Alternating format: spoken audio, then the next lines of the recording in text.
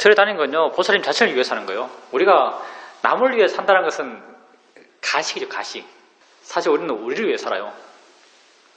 어떤 측면에서 부처님께서도 당신을 위해 사신 분이에요. 부처님이 맨 처음에 출가하신 계기가 사문유관 하면서 출가하시잖아요. 그래서 사문유관을 말 쓰죠. 동문 나가니까 병든 사람, 북문 나가니까 늙은 사람, 소문 나가니까 죽은 사람, 남문 나가니까 수행자가 있더라. 이렇게 부탁께서 인간 존재의 정해진 미래, 병들고 늙고 죽는다는 것을 보면서 당신께서 무슨 생각을 했을까요? 와, 중생들이 이렇게 고통받고 있구나. 내가 정말 빨리 어떤 방법을 찾아서 이 중생들을 이 고통에서 다 벗어나게 해야지라고 생각하셨을까요? 아니면은 와, 저렇게 늙고 죽고 병드는 게 나도 그렇겠구나. 이게 내 문제네. 이렇게 내가 늙고 내가 죽고 내가 병드는데 어떻게 내가 이 순간 이대로 내게 만족하며 이렇게 살아갈 수 있겠는가? 정말 이 문제가 시급하니까 얼른 빨리 이 문제를 해결해야겠다라고 생각했겠어요. 당연히 두 번째죠. 부처님이 온 중생의 행복을 위해서 꼭 이 세상에 태어난 것처럼 그렇게 말하는 것은 신화적인 이야기고요. 실제 부처님 일대기 보면 부처님이 당신을 위해서 사신 분이에요. 이건 이기적인 문제가 아니고요. 인간이 본질적으로 그래요.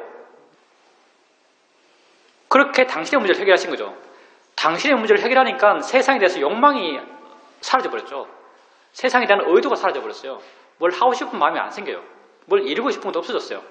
마음이 완벽하게 평온해졌죠. 이렇게 평온해지니까 세상을 객관적으로 보게 되고, 세상을 객관적으로 보게 되니까 세상 사람들이 여전히 고통받고 있는 거죠.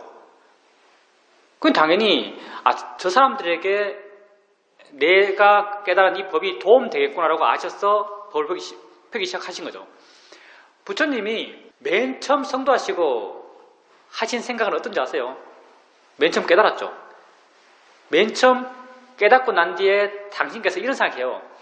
이 법은 너무나 깊고 너무나 심오해서 다른 사람들에게 이야기해주면은 다른 사람들이 이해 못할 것이다. 그렇게 내가 이야기해준다고 애써 봐야 나만 수고롭고 이익도 없을 거야. 그냥 말하지 말고 가만히 이 생을 살아가자라고 결심하시죠. 그게 부처님 성도하고 나서의 모습이에요. 맨 처음 존재의 어떤 문제의식을 느낀 게 자신의 문제를 느꼈으니까요. 자신의 문제를 해결한 거예요. 이제 끝났죠, 사실은. 맨 처음 인식했던 그 문제를 당신께서 해결하신 거예요. 해결하시고 난 뒤에 더 이상 뭔가를 하려고 하지 않았어요. 세상에 의지도 없으니까. 그때 이제 하늘나라에서 산빠띠란 천이 내려오죠. 내려와서 세상에 여전히 눈에 먼지가 작은 사람이 많습니다. 그 사람들에게 붓다의 법문을 해주면 그 사람들이 깨달았어. 그 사람들에게 이익이 될 것입니다. 라고 붓다에게 청해요. 청하니까 붓다께서 그 방향으로 한번 살펴보셨고, 그 방향으로 살펴보니까 그 말도 일리가 있다고 아셨고, 그래서 법을 펴기를 결심하시죠. 이건 이거하고 비슷해요. 사실은 진공 속에 부처님 마음은 완벽히 평온하죠. 비유하자면 진공 속에 있는 돌과 같아요. 진공만 해서는 안 되는구나. 중력이 있으면 작용하지 않는, 공기도 없고 중력도 작용하지 않는 우주 공간에 있는 돌과 같아요. 모든 것으로부터 자유로워요. 평온한 거죠. 뭐가 와서 여기에 하나의 충격을 줘요. 힘을 주는 거죠. 천인이 와서 부처님에게 법을 펴십시오라고 권청하는 거죠. 이걸 권청이라고 해요. 힘을 주는 거죠. 힘을 받으면 이건 끝까지 가요. 무한대까지. 부처님은 그렇게 그게 옳다라고 아시니까 그 옳은 방향의 행위를 남은 생 45년 동안 계속 하신 거죠. 그 45년 동안 하신 게 뭐냐면 45년 동안 중생에게 뭘 말씀하셨겠어요? 너희들 각자에게 문제가 있으니까 너희들 각자 어떻게 너 자신의 문제를 해결할 수 있는가를 말씀하신 거죠. 그거예요. 부처님이 말씀하신 건. 내 문제를 내가 어떻게 해결할까를 가르친 거죠. 우리는 남을 위해 사는 존재가 아니에요. 우리를 위해 사는 존재고요.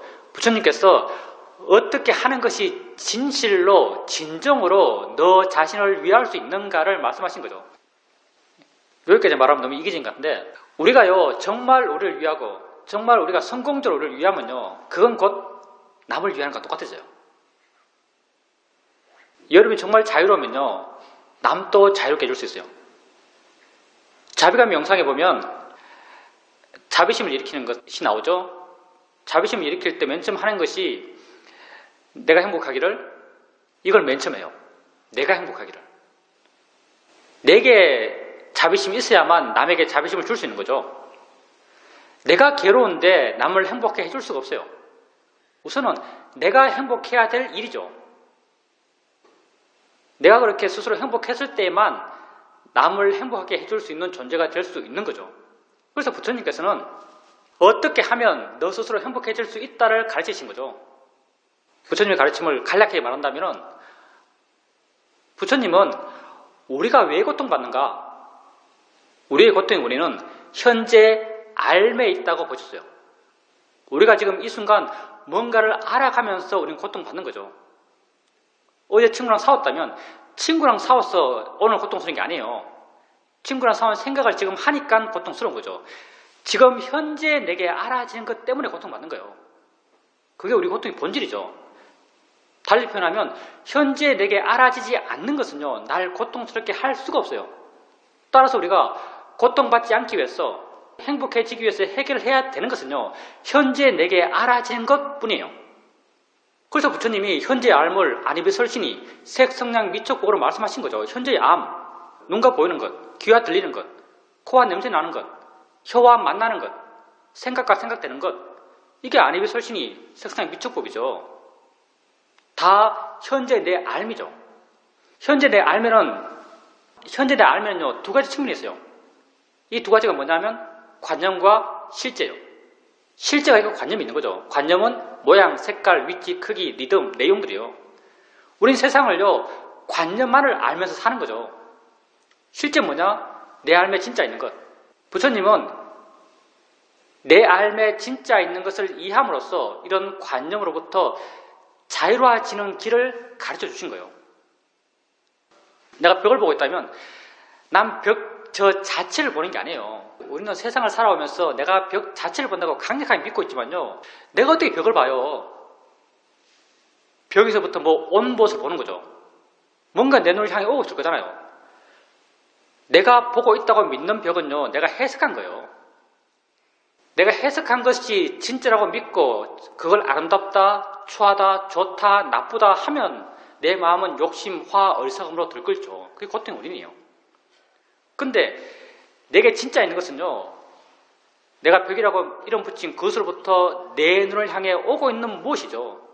오고 있는 무엇을 이해한다면 이 오고 있는 무엇이 만들어낸 모양, 색깔, 크기, 내용으로부터 우린 자유로울 수 있다라고 부따는 말씀하시죠. 금강에 하고 있는 말도 이거잖아요. 억무소리 이생기심. 응당 모험법 없이 마음을 내라. 어디에 머물지 말란 말이에요. 저 벽이라는 것, 색깔이라는 것, 모양이라는 것, 위치라는 것, 내용이라는 것, 리듬이라는 것에 머물지 말란 말이에요. 그럼 어디에 머물러야 되는가? 법에 머물란 말이죠.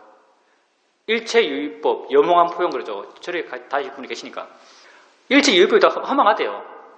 일체유의법이 뭐겠어요? 저 벽이라는 게 허망한 거고요. 저 노랗다는 게 허망한 거고요. 저 네모나다는 게 허망한 거고요. 왜 허망한가? 진짜가 아니니까.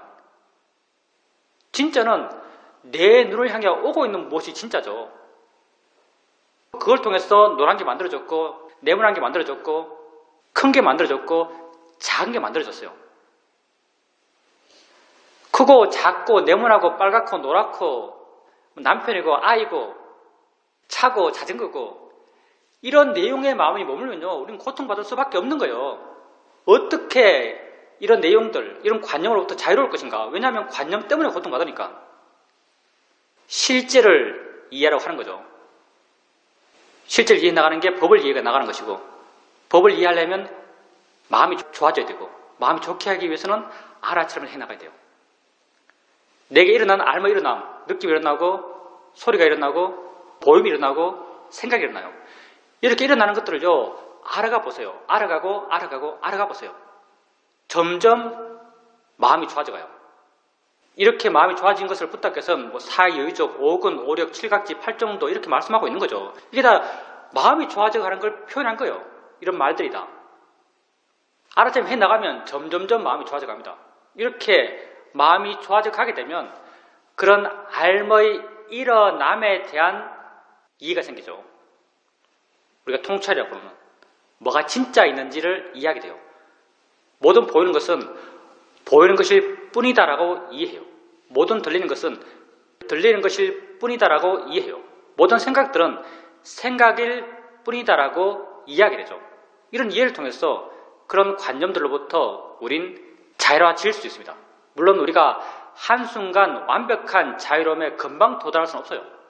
근데 지금 내가 지금 하는 만큼 그 힘만큼 조금씩 나는 자유로움의 길, 고통의 줄어듦의 길을 가게 됩니다. 그렇게 한번 가보라라고 부탁해서 경질에서 그렇게 말씀하고 계신 거죠. 예, 좋습니다. 잘하고 계시고요. 잘하고 계신데 이제 우선 앉으면은 알아차림이 저절로 된다. 옛날에는 마음 자세를 아직 준비하잖아요. 옛날의 이야기는 사실은 어떻게 알아차림 해야지라는 준비가 필요한 거예요. 아무것도 알려고 하지 말아야지라고 마음의 준비를 해요. 우리 마음이란 게요. 우리 마음은 정말 신기해요. 우리 마음은요. 이런 마음을 가져야지 하면요. 이런 마음이 돼요, 사실. 그게 얼마나 오래 갈 수 있는가는 그 사람 마음의 힘이지만 어느 정도까지는 그렇게 돼요. 무의지적으로 알아차림 해야지라고 하면요. 그 결의를 한 그 순간은 약간 무의지적이 돼요. 힘이 좋으면 그게 쭉 가겠죠. 옛날에는 이제 이런 마음의 준비를 하고 알아차림 했어요. 지금은 이런 마음의 준비가 필요가 없는 거죠. 왜냐하면 그게 약간 본질화됐으니까. 본질화되었기 때문에 그게 그런 어떤 마음의 준비가 필요가 없어요. 그냥 앉으면은 마음이 그렇게 해나가고 있어요. 근데 이렇게 앉으면은 마음이 옛날에 준비했을 때처럼 그렇게 알아차림 해나간다 하더라도요. 뭘 한번 체크해 볼 필요가 있냐면 옛날에는 좀 자선 시작할 때 그렇게 무의지적으로 알아차림 해야지라고 할 때 어떤 마음이 또 하나 거기 붙어 있냐면요. 수행 잘해야지. 수행 좀 힘있게 해야지. 라는 자기 또 마음의 힘을 키우는 마음을 쓰다 보니까 힘있게 하려고 하면 약간 힘있게도 돼요, 사실은요. 그때는요, 이렇게 무의지적으로 해야지라고 할 때 수행 잘해야지라는 약간 욕심이 포함된 힘있게 하는 마음이 또 있었어요. 그래서 좌선하게 되면 좀 경각 힘 있고 마음이 약간 이렇게 뭐라고 표현해야 되나? 깨어있는 상태가 처음부터 이게 시작이 되는 거죠. 근데 그 사람께서 지금 이렇게 준비를 안 해요. 준비 안 할 때, 시작할 때 마음이 그냥 밍숭밍숭 하는 둥 마는 둥 이렇게 될 공산도 사실 없진 않아요. 이럴 때는 만약 이렇게 된다면 처음에는 그렇게 준비할 때는 처음 시작할 때부터 약간 강세 있게 시작하는 거예요. 근데 준비를 안 하게 되면은 강세가 없어요. 두리뭉실하게 시작하면서 뭐 잘 되면 좋게 나가는 것이고 안 되면 계속 안 된 대로 헤매게 되는 것이고 이럴 위험성도 있는 거죠. 만약에 그사님께서 이런 게 있다면요. 뭘 해보시냐면은 알아진 게 있잖아요. 알아진 것에 대해서 관심 갖는 걸 많이 했어요. 우리가. 조사도 많이 했고 지금은 관심 갖는 걸요. 꼭 그 관심 갖는 것의 내용을 떠올려야만 관심 갖는 게 아니에요. 옛날에는 뭐 소리가 어떻게 들리지, 마음이 뭔데 알지, 마음이 어디 있지, 뭐 이렇게 해야 관심이 생겼는데 지금은 그런 방향으로 약간의 힘씀으로 관심이 생겨나요. 그렇게 돼요. 예, 그게 관심의 힘이에요. 그게 사실 지혜죠. 그렇게 시작할 때 약간 강세 있게 시작하는 게 수행에 도움되기 때문에요. 그 강세를요, 관심으로 강세를 두세요. 소리 들으면서 관심 기울여보고 소리의 어떤 총체적인 법의 특성에 대해서 뭐 말로 표현하면 복잡하겠지만 관심 기울이는 건 단순해요. 느끼면서 관심 가져보고 관심 생기면 그게 강세 있는 이 마음의 힘이 돼요. 그리고 이제 거사님께서 수행할 때 마음이 가벼워진다 했는데 그 가벼워지면 끝도 없어요. 계속 가벼워져요. 마음이 무겁다고 하는 것은요, 다른 무거움이 아니고 거사님의 대상에 대한 집착의 정도고요, 수행에서 거사님의 노력의 정도를 말해요. 무겁다는 것은. 근데 대상에 대한 집착이 약해지고 수행이 자연스러워져서 거사님 노력이 필요가 없는 거죠. 그게 가벼움으로 나타나는 거죠. 그 가벼움은 점점점 가벼워져 가고요. 이 가벼움에 대해서는 많은 말이 붙어 있는 거죠. 뭐 자유로움이라고 붙을 수도 있고 오백가라고 붙일 수도 있어요. 이 가벼움이 그것도 오백가인 거예요. 대상에 대해서 오백가인 거죠. 대상에 대해서 조언과 씨름의 마음이 없는 것, 이게 가벼움이에요. 조언과 씨름의 마음이 있으면 무거워지니까. 수행에서 개발해 나가는 마음은요, 기본적으로 다 우백가를 향해 나가요. 아라한은 우백가밖에 없죠. 그리고 위파사나 지혜 최고의 지혜는요, 상카라 우백가 냐나예요. 상카라 우백가 냐나. 상카라 하면 조건 지어진 법. 조건 지어진 법 하니까 말이 엄청 어렵죠. 딴 게 아니고요, 그냥 내 자신이에요. 내가 조건 지어진 법이죠. 나에 대해서 우백간 지혜, 이게 위파사나 지혜 최고 단계예요. 11단계 지혜죠. 위파사나 지혜를 16단계로 쭉 나이 됐을 때. 다 우백간 거예요. 우백간 게 바로 마음이 가벼워지는 것, 이게 바로 우백간 마음이죠. 그러니까 거사님이 그렇게 되어 나가는 방향은 당연히 바른 방향이고요. 식사할 때 알아차리면 잘 돼요. 식사할 때 알아차리면 잘 되는 건 당연해요. 마음이 끼어 있으니까, 마음이 힘이 있으니까 여러 가지 것이 알아져요. 더 많은 것이 알아지는 거죠. 근데 이제 어디에 포인트를 두는 가 다른데요. 거사님이 식사할 때 많은 것이 알아지면 잘 된다는 것을 말로 표현하기 위해서 하신 말씀이 뭐 밥을 굴러 다니는 것, 뭐 이런 만나고 저런 만나는 것, 이것 알아지고 저것 알아지는 것, 이렇게 말씀하셨잖아요. 근데 실제 밥을 굴러 다니고 이것 알아지고 저것 알아지고는요, 그 알아지는 것에 주목했을 때 그게 드러나요. 알아지는 게 주목했을 때 그게 드러나고요. 거사님이 만약에 그게 있나라고 보면요, 수많은 것이 아주 명확해 보여요. 마음이 힘이 깨어있으니까. 그게 있나라고 보면 입속에서도 수많은 느낌들, 몸에서 수많은 느낌들, 팔의 움직임에서도 수많은 어떤 느낌들, 수많은 동작들이 알아지죠. 내가 알려 하지 않아도 아주 선명하게 많은 것들이 알아져요. 근데 그건 알아진다고 거사님 스스로에게 자각되는 건요, 그렇게 알아지는 것에 마음을 두었을 때요.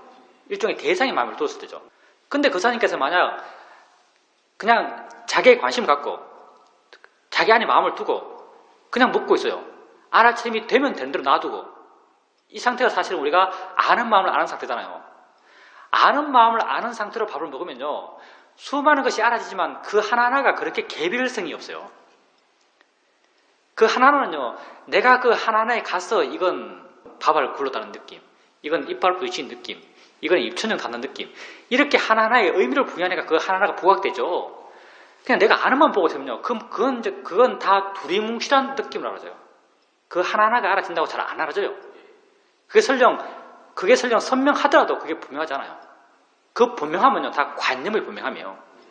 그게 법의 이해 쪽으로 가면요, 관념이 희미해지면서 그것의 구분되지만 그 명확 또는 현격이 떨어져요.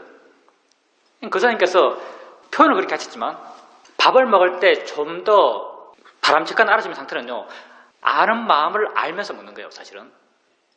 그러면 아는 마음을 알면서 먹으면요, 밥알 굴러다니는 느낌, 이거는요, 밥알 굴러다니는 느낌이라고 정의했던 그런 관념적인 분명함은 힘해지지만요, 느낀다라는 어떤 작용적 측면은 더 두드러져요. 관념이 희미해지면 실제가 분명해져요. 아는 마음을 알게 되면요, 그런 관념적으로는 두리뭉실하지만요, 실제적으로는 더 분명한 거예요, 사실은요. 그래서 밥을 먹으면서도 그냥 마음을 내게 두고 아는 마음을 알아가면서, 아는 마음이 명확하지 않으면 아는가라고 한번 관심을 두면서 그렇게 먹는 게 훨씬 더 바람직하죠. 예, 그 생각 안다고 이해한 거잖아요. 우리 마음이 점점 자유로워져가요. 점점 대상으로 물러나는 거죠. 마음이 점점 자유로워져가면 갈수록요, 마음이 할 수 있는 것들이 많아져가요. 마음이 더 폭넓게 더 많은 걸 해나가죠. 옛날에는 생각하면은 뭐 생각을 봤겠죠. 생각은 굉장히 미세해요. 왜냐하면 생각은 잡고 알 수도 없고요. 심지어는 웬만해서는 생각을 알아차림 하는 것조차 힘들죠, 사실은요. 생각은 워낙 그 자체가 미세하니까. 잡아놓고 볼 수 없기 때문에. 근데 거사님 마음이 이렇게 자유롭고 힘이 있기 때문에요, 생각을 알아차림 할 수 있고, 심지어는 생각을 안다는 것까지도 알 수 있는 거죠. 그것 또한 거사님 마음이 굉장히 힘이 좋아서 그렇고요. 경행할 때 주로 주된 것은 느낌들인데, 그런 느낌으로부터 마음이 그만큼 사실은 자유롭기 때문에요. 마음이 자유로우면 자유로울수록 더 많은 걸 봐요. 더 많은 걸 보니까 그 많은 것 가운데 하나가 생각이 되는 거예요. 옛날에는 좁게 보게 되죠. 좁게 보게 되면요, 좁게 보다가 생각이 나면 생각은 이 알아차림의 범위를 벗어나 있어요. 보다가 생각이 나면 생각은 딴 데서 나는 거예요. 이렇게 보고 있는데 노력이 들어가 있으니까요. 잘하려고 그러고 노력하려고 그러고 자세히 보려고 그러고 알아채면 잘하려고 그러고 이런 힘이 있기 때문에 이런 내 의지가 있는 힘은요 좁아요. 좁으니까 느낌은 이렇게 보고 있다가 생각이 나면 생각은 내가 볼 수 없는 영역에서 일어나고 있어요. 그러다 보면 생각이 빠지게 되고 알아채면 놓치게 되는 거죠. 지금은 거사님이 대상으로부터 점점 자유롭고 점점 물러나게 돼요. 이렇게 물러나는 마음, 자유로운 마음에서는요 느낌 보고 있다가 느낌 보고 있는 게 아니죠. 느낌이 알아지고 있는 거죠. 사실은요. 느낌이 알아지고 있다가 생각이 나면 생각도 그냥 알아지는 걸 존재해요. 이렇게 볼 수 있는 거죠. 근데 거사님이 한번 물어봅니다. 거사님이 그때요 생각이 났죠? 생각 안다는 걸 이해했잖아요. 생각 아는 마음을 보려는 의지를 일으켜서 이해하신 거요? 아니면 그냥 생각 아는 마음이 그냥 이해되던가요? 당연히 생각을 알고 있죠. 생각이 있으면 당연히 생각하는 마음이 있죠. 근데 생각하는 마음이 있는 것을 확인하기 위한 노력이 있었냐 없었냐 이게 나 질문이에요. 네, 좋습니다. 그러면 그때 마음이 굉장히 좋았어요. 사실 우리가 느낌 알면서 느낌 안다는 걸 이해하는 건 자연스러워요. 느낌이 알아지고 있는데 알아진 느낌을 보면서 느낌 안다는 걸 이해하는 것은요 아는 마음에 익숙해지면은 노력이 필요 없어요. 느낌 아는 순간 느낌 안다는 게 이해가 돼요. 원리는 똑같은데 사실은 생각 있잖아요. 생각이 있으면 똑같은 원리로 생각이 있으면 생각 안다는 걸 자연스럽게 이해할 수도 있어요. 근데 이 생각은 좀 다르거든요. 왜냐하면 오늘 같은 경우는 거사님께서 이제 수행하는 마음이 굉장히 좋았기 때문에 생각을 대상으로도 그게 됐던 거죠. 생각 보면서 저절로 생각 안다는 게 이해된 거죠. 생각 아는 마음이 저절로 이해된 거죠. 개인적인 이야기인데 정답이 없어요. 생각도 마음이잖아요. 그러니까 생각도 마음인데 우리가 수행해서 나의 노력이 줄어들수록 수행을 잘하는 거예요. 바람직한 방향의 수행이에요. 그게 또 오력의 분명히 맞는 거죠. 생각 보면서 생각 안다는 걸 이해하는 건요 많은 경우는 나의 노력이 필요해요. 이건 자연스럽게 잘 안 보여요. 왜냐하면 생각 자체가 미세하기 때문에 미세한 걸 아는 것은 더 미세하거든요. 미세한 걸 아는 건 더 미세해요. 그래서 생각 아는 마음은요 굉장히 미세한 마음이에요. 그래서 자연스럽게 이해하기가 쉽지가 않아요. 마음 힘이 아주 좋으면 이해할 수도 있겠죠. 근데 자연스럽게 이해하기는 쉽지가 않아요. 근데 이제 우리가 마음을 보게 되고 생각을 보게 되면 생각은 마음이 생각하는 거예요. 생각 보면서 마음이 생각한다라고 이해하는 건 쉬워요. 상대적으로. 그래서 나는 아까도 말했지만 이건 개인적인 거예요. 정답이 아니에요. 나는 생각 보면 이해하는 방향이 마음이 생각한다는 방향으로 이해를 해요. 마음이 생각한다. 이게 내 수행의 일반적인 일관성인데 내 수행의 일관성인데 생각을 보면은 마음이 생각한다 이해해요. 이 생각도 마음이 생각하는 것이고 저 생각도 마음이 생각하는 것이고 화의 생각도 마음이 생각하는 것이고 욕심의 생각도 마음이 생각하는 거예요. 난 그게 다 같다고 이해하고 있어요. 그런 이해를 해나가고 있고 그런 방향으로 나아가고 있고 그 이해가 하고 해나가니까 그 방향으로 지혜를 키워나가고 있어요. 그 방향으로. 사실은 생각 안다는 게 이해될 수도 있지만 생각 안다는 쪽으로는 별로 관심이 크지가 않아요. 아는 마음은 그냥 자극이 없으면 그냥 안다는 게 이해되고 있으니까 자극이 없을 때는 이렇게 반응하지만요. 자극이 되고 좀 자연스러운 관심은 가끔 이야기하는 거 있죠. 인식의 진행 과정에서 항상 맨 앞에 있는 걸 이해하려는 게 내 기본적 수행적 방향이에요. 왜냐하면 이게 제일 나와의 동일체가 약해서요. 제일 객관성 있게 이해하는데 제일 용이한 것 같아요. 만약 보이는 게 있다면 맨 앞에 있는 거 보인다는 게 이해하는 게 훨씬 더 직관적이고 훨씬 더 쉽게 이해가 생기고 훨씬 더 나를 자유롭게 하는 것 같아요. 소리라면 들린다는 것, 생각이라면 생각한다는 것 이런 쪽, 그러니까 인식의 과정에서 앞에 있는 쪽의 이해가 나는 좀 더 쉽게 이해할 수 있는 대상에 생각하고 그 일관성을 갖고 나는 수행해가고 있거든요. 물론 거사님은 또 거사님 스타일이 있는 거죠. 정답이 아니에요. 어느 것도 정답이 아니에요. 생각하면서 생각 안다는 걸 이해할 수도 있어요. 그럼 생각이 객관화되죠. 근데 나는 내 개인적인 경우에는 이게 훨씬 좋더라는 거죠. 수행에서 뭐가 수준 높고 뭐가 수준 낮고는 없어요. 다 자기 마음이 기울어지는 것, 자기 지혜가 개발되어 나가는 방향으로 우리는 반복적으로 개발해 나가요. 왜냐하면 그게 마음이 와닿으니까. 예, 그런 이해가 있으면요, 생각하면서, 생각 알아차리면서 생각 아는가라고, 생각 아나라고 한번 관심을 기울이면요, 안다는 게 이해가 돼요. 그 이해하기가 그렇게 어렵지 않습니다. 근데 많은 경우는 약간의 자기주성이 있어야만, 노력이 약간 들어가야만 이해되는 게 일반적이고요. 생각을 안다는 게 자연스럽게 이해되는 경우는 마음의 힘이 아주 좋은 경우죠.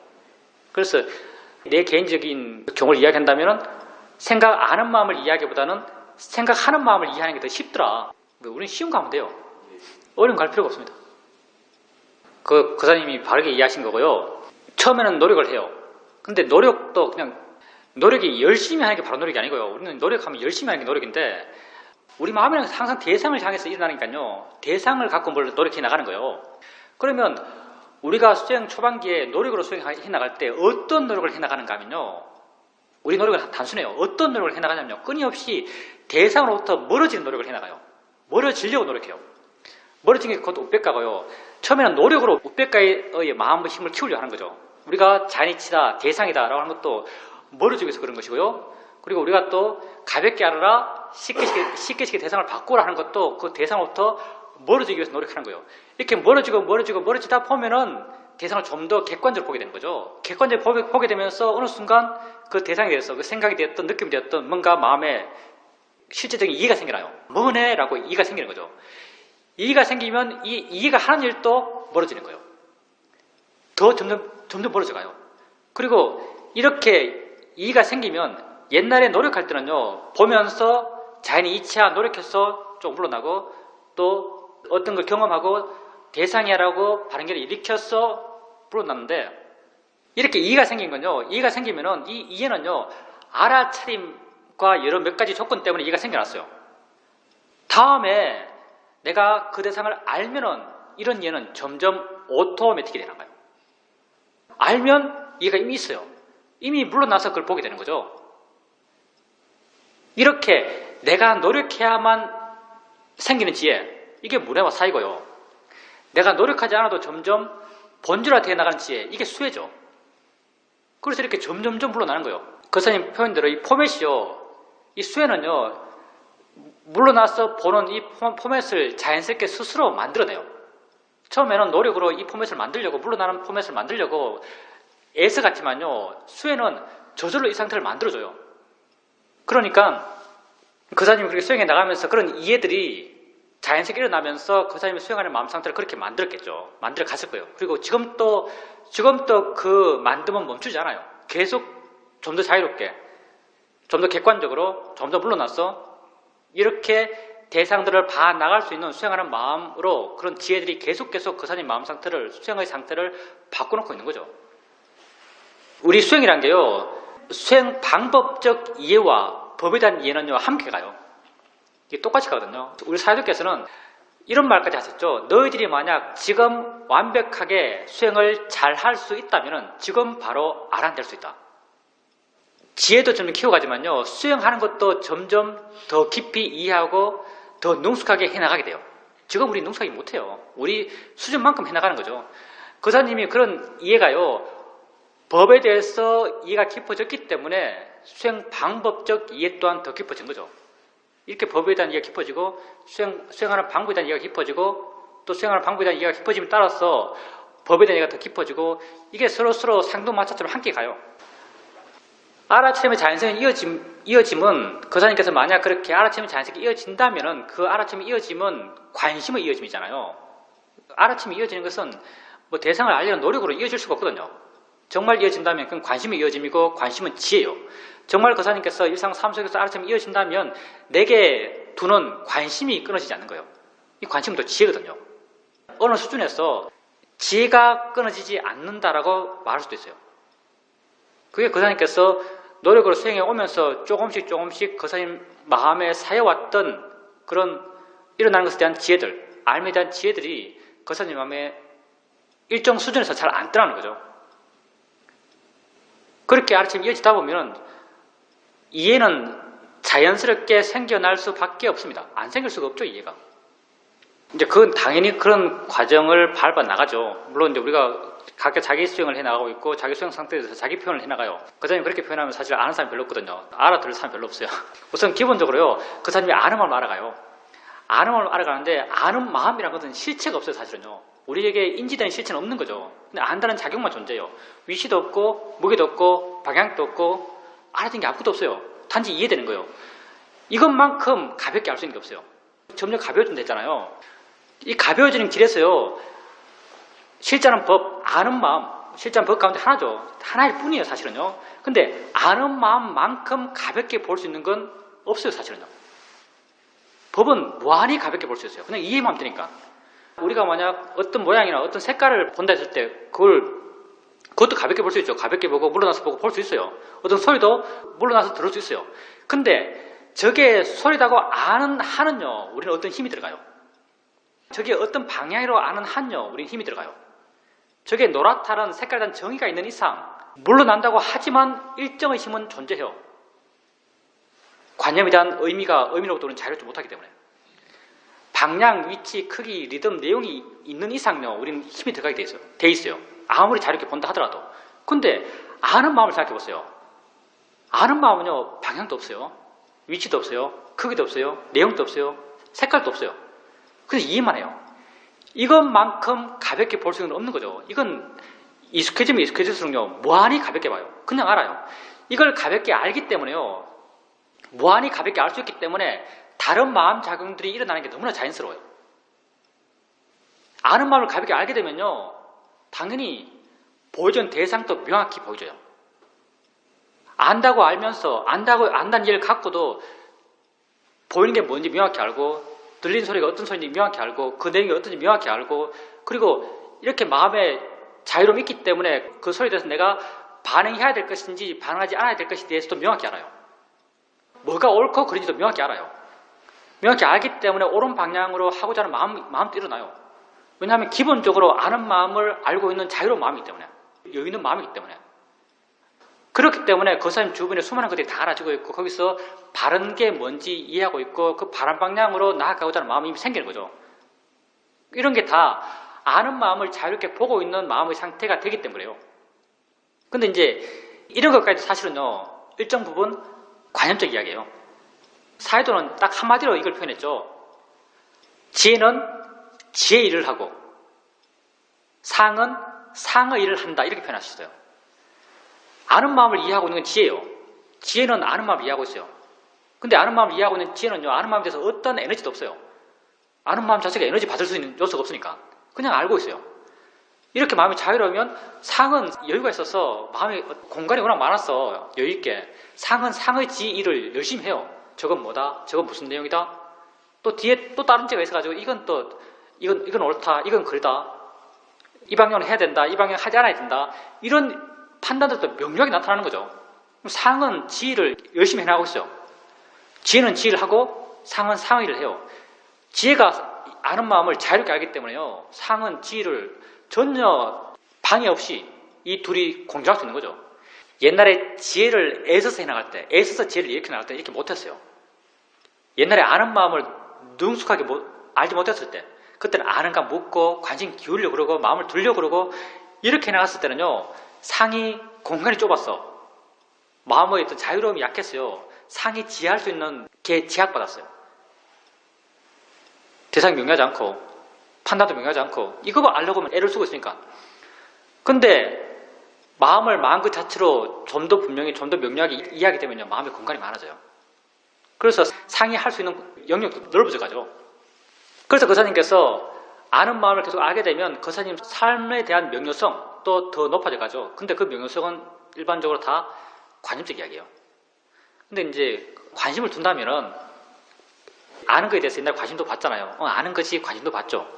그러면 이제 그 아는 것에 대해서 이렇게 자유롭게 이해가 돼 간다면요, 반대편도 한번 관심 가져보세요. 거사님께서 지금 아는 마음이 이해되고 아는 마음과 대상이 함께 있다, 함께 이해된다 했을 때, 함께 있는 이 대상은 관념이에요, 실제예요? 실제 됐어요. 실제일 때는 이게 알아진다라고 이해되세요. 좋습니다. 난 알아진다, 여기 대해서 관심을 좀 가져보라고 이야기하고 싶어요. 알아진다. 거사님께서 이게 아는 마음을 이해하고 아는 마음과 함께 있는 알아지는 것을 이해한다면, 관념이 아닌 알아지는 물질, 알아지는 성질을 이해한다면요, 이 두 가지를 진짜 함께 이해하는 거예요. 이 두 가지를 함께 이해하는 게 사실은 연기를 이해하는 거예요. 연기라는 게 이 둘이 함께 있는 것, 이게 연기거든요. 이 둘이 함께 있으면 이해된다면 이게 연기를 이해하는 것이고요. 이게 아까 위파사나 16단계 지혜를 쭉 우리가 이야기했었는데 이게 위파사나 제1지혜 이건 억지로 붙인 거예요. 이론가들이 억지로 이론 붙인 거예요. 근데 하다 보면 이렇게 돼요. 이론가들이 위파사나 제1지혜를 나마루빠 파리체다 냐냐라 그랬죠. 물질 정신을 이해한 지혜요. 딴 게 아니고요. 어려운 게 아니고 아는 마음과 알아지는 대상이 다름을 이해하면요. 이게 물질 정신을 이해하는 거예요. 마음과 대상의 작용을 이해하는 거예요. 마음과 대상의 작용을 둘 다 법으로서 이해하는 것. 이걸 위파사나 제1지혜라고 했죠. 그리고 이들의 함께 있음을 이해하는 것. 함께 있는 게 뭐다라고 말로 표현할 수 있는 언어적으로 명료하게 표현할 수는 없어요. 우리가 법을 표현할 수 없으니까. 근데 표현한다면 붙다가 한 표현을 빌리는 거죠.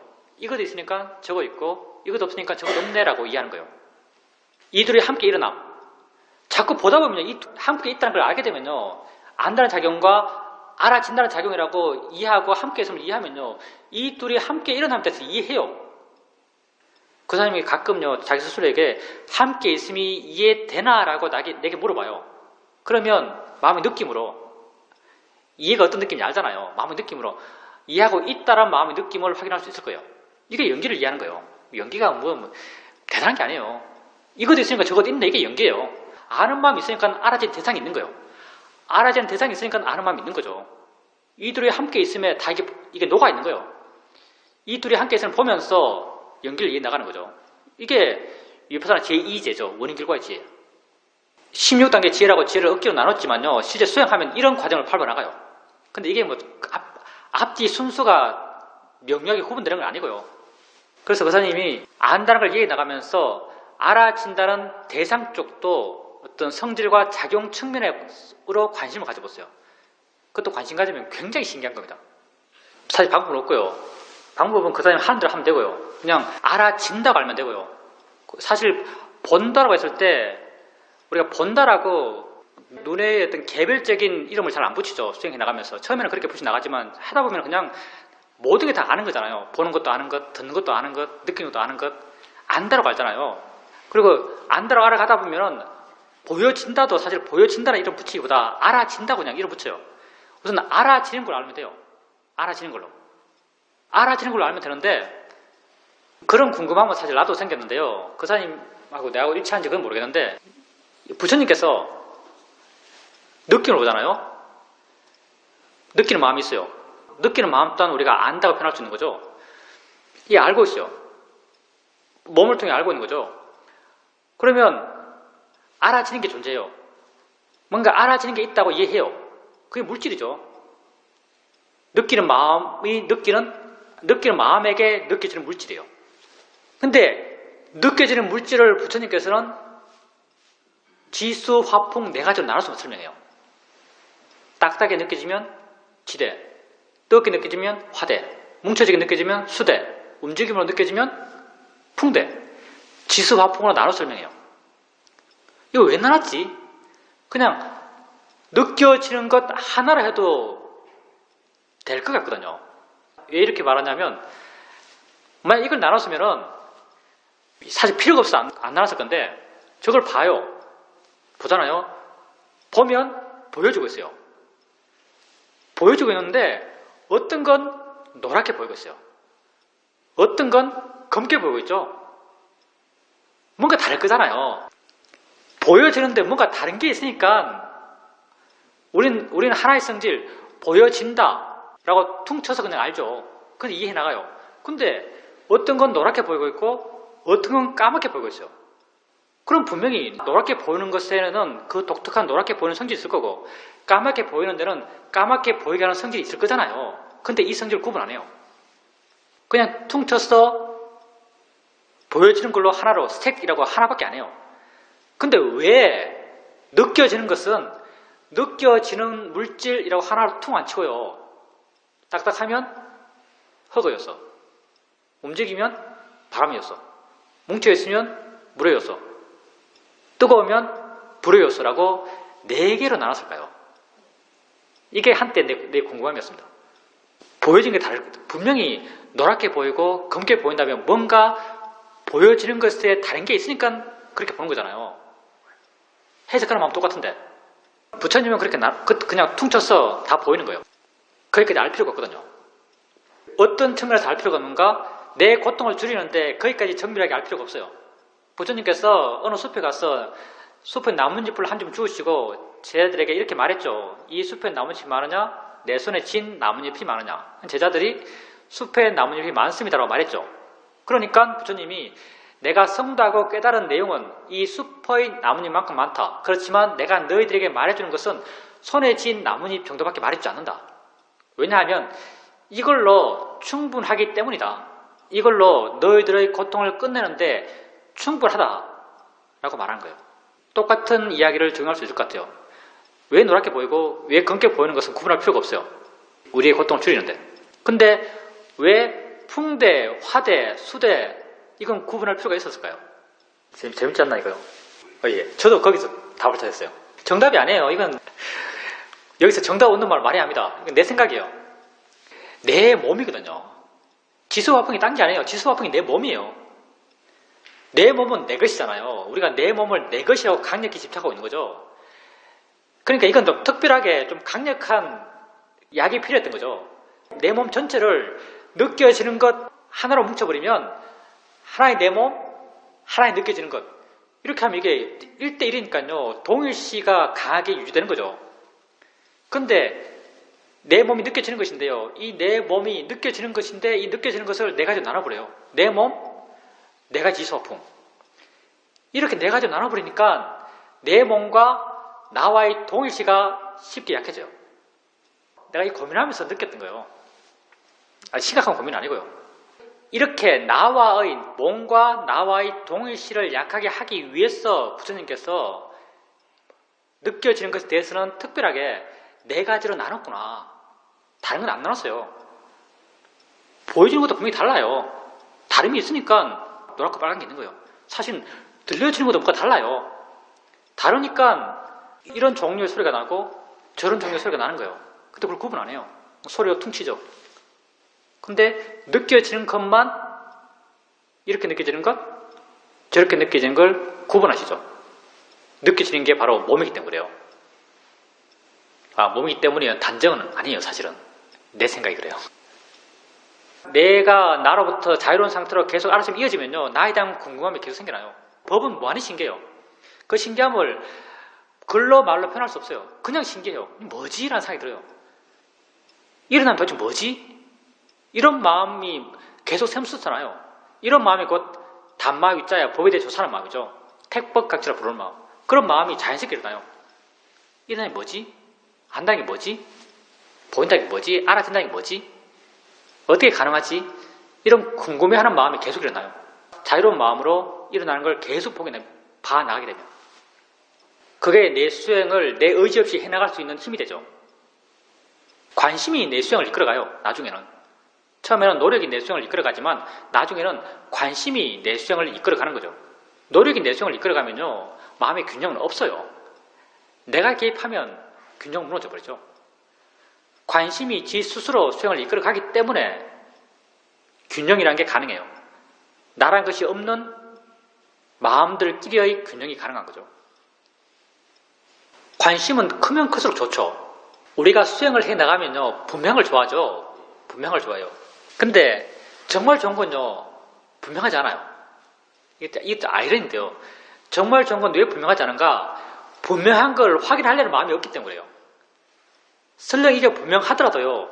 분명한 걸 확인하려는 마음이 없어요. 분명한 걸 확인하려는 마음이 있으면요. 균형은 무너질 거예요. 그러니까 정말 관심이 좋은 것은요. 다른 마음의 힘도 좋았기 때문에 관심이 좋은 것이고요. 다른 마음의 힘과 함께 관심 힘이 좋으면요. 관심 힘이 좋다고 알아지지 않아요. 왜냐하면 그걸 알고자 하는 마음이 없기 때문에. 그걸 알고자 하는 마음은 바로 나의 의지예요. 나의 개입이고요. 그러니 그냥 사실 수행의 정도는요. 그냥 수행하는 게 정도예요. 잘을 하면 못하게 되고 좋은 걸 확인하려고 그러면 안 좋게 되고 수행의 아이러니죠. 불교적 아이러니예요. 수행하는 게 수행의 정도예요. 거사님의 관심이요. 물론 관심이 크면 좋아요. 수행의 과정에서는요. 관심이 좋다라고 알아줘도 나쁘지 않아요. 근데 관심의 힘이 좋다라고 그렇게 확인할 필요는 없습니다. 그냥 알아짐이 계속 이어지고 있다면 이미 관심이 있는 거예요. 관심이 없으면요, 나의 노력이 없는 알아침이 이어지면 불가능합니다. 관심이 있기 때문에 나의 노력 없는 알아침이 이어짐이 가능합니다. 관심이 이끌어가는 거예요. 부처님 가르침의 중심이 거기 있잖아요. 뭐 윤회 쪽이 그렇게 포인트 있는 게 아니고요. 이 습관을 어떻게 살아가는가, 이게 부처님 가르침의 포인트가 있는 것이고요. 우리가 하고 있는 이 수행 또한 이 순간을 어떻게 살아가야 할까에 대한 부처님이 제시한 답이에요. 수행은 현재 이 시간 하는 것이고요. 이 순간 이렇게 수행해 나가는 것을 부처님은 이런 방식으로 우리 삶을 살기를 원하신 거죠. 근데 보살님께서 이제 편하다 하셨는데, 편하다는 표현이 굉장히 광범위해요, 사실은요. 아무것도 할 것도 없고 고민도 없고 걱정거리도 없으면 편하죠. 그런 편함도 있어요. 근데 이제 부처님이 궁극적으로 우리가 편하다 하는 것, 불교에서 이 편함을 우백가라고 표현해요. 궁극적으로 인간이 편하기 위해서는, 인간이 우백가기 위해서는요, 알아지는 것으로부터의 편함이에요. 우리가 편하지 않다라고 하는 것도요, 알아지는 것으로부터 편하지 않은 거예요. 알아지는 것에 대해서 욕심나고 알아지는 것에 대해서 화나니까 편하지 않은 거예요. 그러니 이 편함 또한 알아지는 것으로부터의 편함이고요. 알아지는 것으로부터 편하기 위해서, 알아지는 것으로부터 우백가하기 위해서 가장 기본적인 것은 알아지는 것을 아는 거예요. 그러니까 보살님이 편함이요, 단지 할 것 없는 이런 편함을 구할 게 아니고요, 알아가면서 알아지는 것으로부터 편한 걸 구하서, 이게 수행이에요, 사실은요. 우리가 어떤 게 알아지면 이 알아지는 것에 대해서 자연의 이치야, 대상이라고 발견을 일으켜요. 왜 발견을 일으키는가? 어떤 측면에서는 편해지려고. 우리는 편해진다는 표현을 잘 안 쓰고 알아지는 것으로부터 물러난다, 알아지는 것으로부터 자유로워진다고 표현하죠.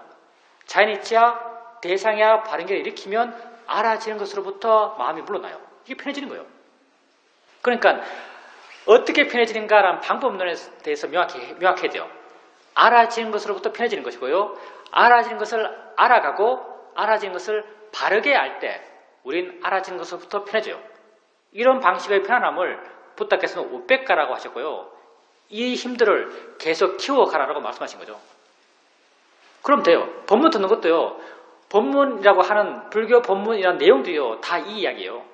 그러니까 법문 듣는 게 중요한 게 아니고요, 이걸 하는 게 중요한 거죠. 알아지는 것을 바르게 알려고 해나가는 게 중요한 거죠.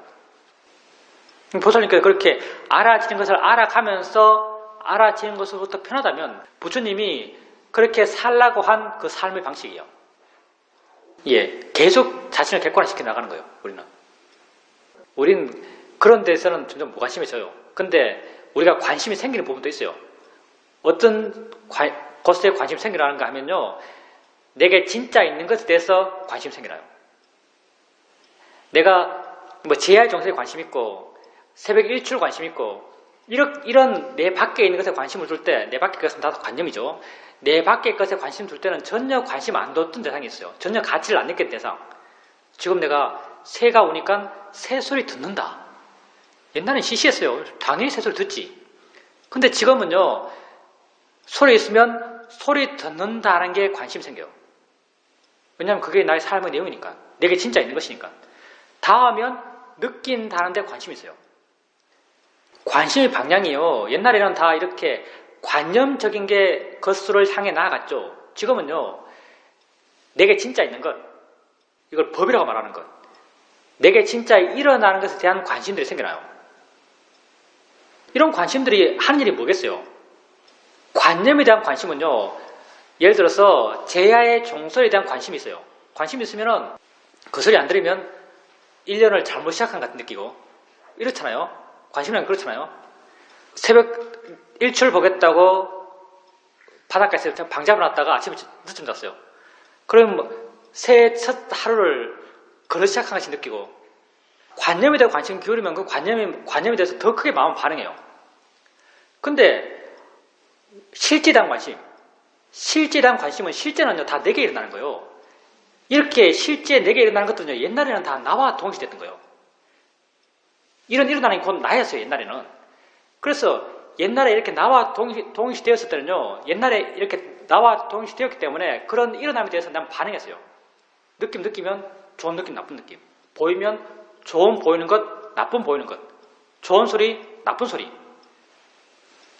근데 지금 보살님께서는 일어나는 데서 수행해 나가면서 조금씩 관심이 생겨나고 있어요. 근데 이렇게 내게 실제 일어나는 것에 생기는 관심은요, 내 마음을 어떻게 바꾸는가? 일어나는 걸요, 객관화시켜버려요. 느낌이 일어나는데, 느낌이 어떻게 일어나지? 느낌이 참 신기하네라고 관심이 생기면요, 이 느낌을 나와 동일시하잖아요. 느낌을 느낀 그 자체로 만들어요. 이 관심은요, 느낌으로부터 나를 자유롭게 하는 관심이에요. 소리에 대해서 관심이 있으면 이 관심은요, 소리로부터 나를 자유롭게 하는 관심이에요. 관념에 대한 관심은요, 나를 더 노예되게 하는 관심이었어요. 근데 법에 대한 관심은요, 나를 더 자유롭게 해주는 관심이에요. 어느 관심이 더 가치 있겠어요? 존재로서 법에 대한 관심이 더 가치 있는 거예요. 왜? 날 자유롭게 하니까. 이 자유로우면 곧 행복해지는 거죠. 우리가 옛날에 가졌던 관념적인 것에 대한 관심은 줄어들어요. 다 관념이니까. 근데 이런 관념적인 것에 대한 관심이 줄어드는 게 사실은요, 내가 그것에 노예되었던 그런 속박들이 약해져 가는 거예요. 그리고 이런 관심이 줄어드는 반면에 실제에 대한 관심은 더 커져가요. 근데 이 실제에 대한 관심은요, 날 더 자유롭게 해요. 알아지는 것을 이 관심이 나와 동일시하지 않게 하고 더 객관화시키고 나를 더 자유롭게 해주기 때문에. 그러니 우리는요, 관심에 있어서 안 좋은 관심을 버리고 좋은 관심을 키워가고 있는 거예요. 예, 그렇게 자기에게 일어나는 것에 대해 관심 갖고 그 관심을 키워가십시오. 그 관심을 키워가기 위해서 해야 될 것은 알아차림의 이어짐이에요. 아까도 말했지만 생활 속에서 필요하면 어느 특정 부위들을 유심하게 관찰하고 알아차림 해야겠죠. 근데 그렇게 할 필요가 없을 때는요, 들어오는 것을 수동적으로 이어지게 알아가세요. 어쨌든 중요한 건요, 지금 이 순간 수행하는 거예요. 내가 이 순간 이전에 어떻게 살았든 중요하지 않습니다. 이 순간 수행하면 난 고귀한 존재예요. 나의 존재의 가치는요, 이 순간 매겨지는 거예요. 매긴 사람은 없지만 수준이요, 이 순간 정해지는 거예요. 그래서 사회도우미 이런 말 하죠. 어제 성자가 오늘 도둑놈이 될 수 있고 오늘 도둑놈이 내일 성자가 될 수 있다. 왜? 존재의 어떤 정의, 존재의 가치는요, 순간순간 정해지는 거니까. 내가 어제 얼마나 막막하든, 그저께 얼마나 마음이 안 좋았든, 얼마나 화가 냈든 안 중요하고요. 지금 이 순간 수행하면 되는 것이고, 지금 이 순간 내가 마음이 안 좋다 하더라도 안 좋은 마음을 알고 있으면 돼요. 안 좋네? 마음이지. 마음이지가 뭔데 안 좋지? 이렇게 하면 내 존재의 가치는 쑥 올라가는 거예요. 왜? 바르게 살려고 하니까. 참되게 살려고 하니까. 시간을 엄격히 정하고 엄격히 정한 시간대로 실천하려고 그러고 이렇게 할 필요는 전혀 없고요. 그냥 해나가는 대로 해나가시면 돼요. 중요한 건 이어지게 해나가는 게 중요해요. 사실은 알아차리면요, 이어지면 모든 게 발라요. 이어지는 알아차리면요, 그릇되게 할 수가 없어요. 그러니까 알아차림이 이어져 나간다면 바른 것이고요. 가끔 한 번씩 관심을 일으켜주면 되고요. 그리고 보살님께서 이게 아까 우리가 연기를 이야기할 때, 아는 마음과 알아지는 대상 이야기하면서 연기를 이야기할 때 그 연기에 대한 이야기들이 보살님 자신 안에서도 그런 이해가 있었음이 확인된다면요, 그건 보살님이 이해했기 때문이에요. 좋습니다. 그건 보살님이 수행해오면서 그렇게 마음에 이해가 생겼기 때문에 남 이야기를 들으면 그게 마음이 와 닿는 거죠. 그게 이제 나는 수행해 나갈 때요, 수행해 나가면서 내가 하고 있는 것은 그렇게 명료하지가 않아요. 마음치가 해나가기 때문에 나는 그 해나가는 게 많은 경우 미세하기 때문에요, 마음치가 어떻게 하고 있다, 어떻게 연기를 이해하고 있다, 어떻게 알아진 걸 이해하고 있다, 어떻게 아는 걸 이해하고 있다고 명료하게 그때그때 언어적으로 표현하지도 않고 내 스스로 확인하지도 않아요. 그냥 하고 있을 뿐이에요. 하고 있을 뿐인데 누가 거기에 대해서 나름 바른 이해가 있는 사람이 사실 약간 어느 정도 능력이 필요해요. 약간 어느 정도 능력이 있는 사람이 그걸 합리적으로 조리 있게 말하잖아요. 말을 해주면은 그 말 따라서 내 마음에 확 와닿아요. 와닿을 때 마음에 표현하자면 빛 같은 느낌이 생겨요. 어떤 느낌이 마음에 생겨요. 수긍의 느낌이라고 말할 수 있겠죠. 내가 이해한 것을 표현하는 어느 표현을 보게 되면 마음에 느낌이 생겨요. 이 느낌이 사실 지혜의 느낌이거든요. 우리가 이걸 이제 수행해 나가면서 사회도 책이나 우리 법문집 같은 거 이렇게 읽다 보면은 법문집 같은 게 다 지혜 내용이죠. 내가 수행할 때는 이해해 나가도 그 이해가 명료하지 않아요. 근데 이해할 뿐이에요. 사실은 이해할 뿐인 걸 충분해요, 사실은요. 근데 우리가 중생이다 보니까 이게 바른지 아닌지를 가끔 확인하는 게 힘이 될 때가 있죠. 그래서 본문책 같은 거 읽다 보면은 내용에 내가 수긍하면서 마음에 신선한 느낌이 생기죠. 이게 지혜의 느낌이에요. 그게 마음에서 계속 공감이 돼요. 공감이 되면서 그 공감이고 지혜의 느낌이고 그 지혜가 내 마음을 더 힘있게 만들어줘요. 바르게 수행하면요, 마음 지가 알아서 해요. 중요한 건 바르게 수행하는 게 중요합니다. 3년 내내 하는 게 어떻게 하는 것이 바르게 수행하는 것이라는 걸 이야기를 하고 있는 거예요, 지금. 3년 내내.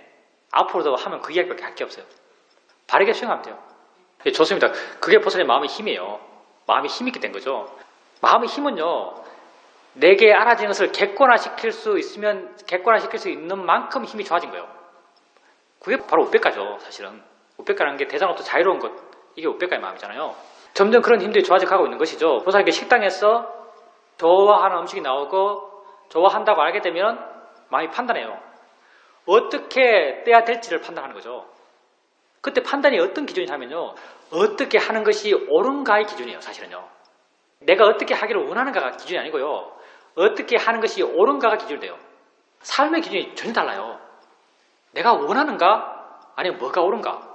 보살님의 판단은요, 무엇이 옳은가를 판단하고요, 옳다고 판단되는 방향으로 하는 거죠. 보살님은 약간 생각이 그러셔서 만들 사람 공덕이 있으니까 골고루 먹어야 돼, 뭐 이런 판단을 하는 것 같아요. 나는 이런 생각 전혀 안 합니다. 정답은 없어요. 근데 그게 보살님에게 옳은 거예요.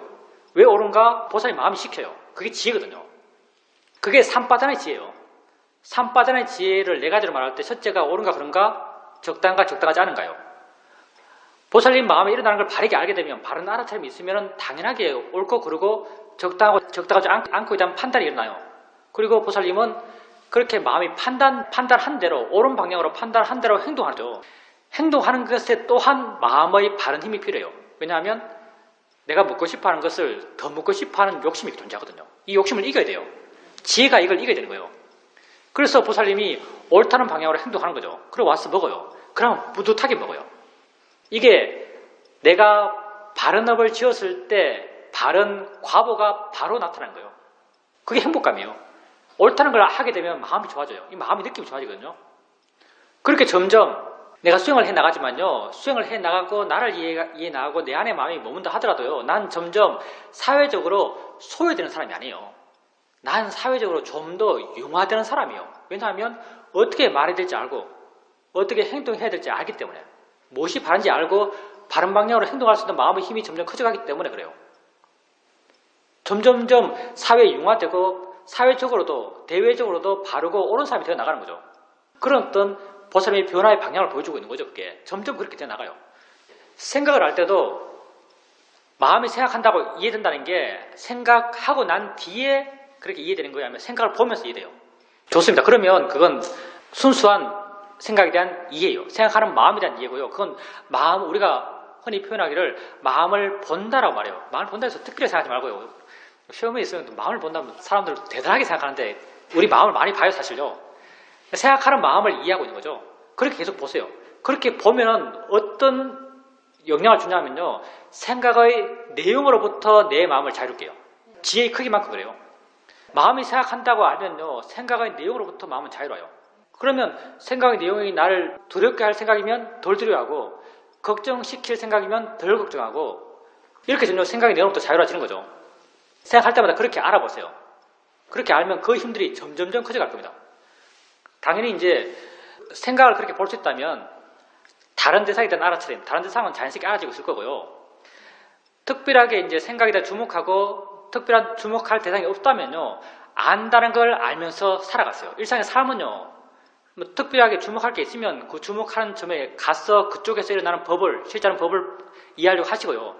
특별히 주목할 게 없다면요, 전체적으로 알면서 안다는 걸 계속 알면서 하세요.